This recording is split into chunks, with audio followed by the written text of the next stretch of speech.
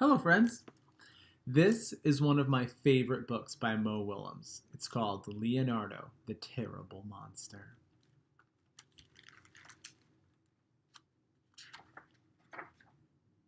Leonardo was a terrible monster. He couldn't scare anyone. He didn't have 1,642 teeth like Tony. He wasn't big like Eleanor. And he wasn't just plain weird like Hector.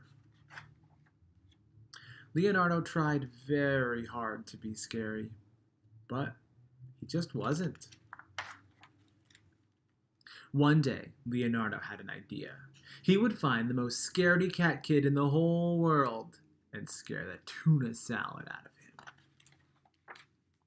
Leonardo researched until he found the perfect candidate. Sam. Leonardo snuck up on the poor, unsuspecting boy. And the monster gave it all he had. Blaggle, blaggle, ha, grr, roar. Until the little boy cried.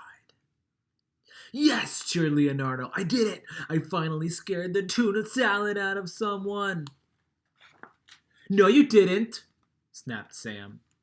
Oh, yeah, replied Leonardo. Then why are you crying? Oh, boy.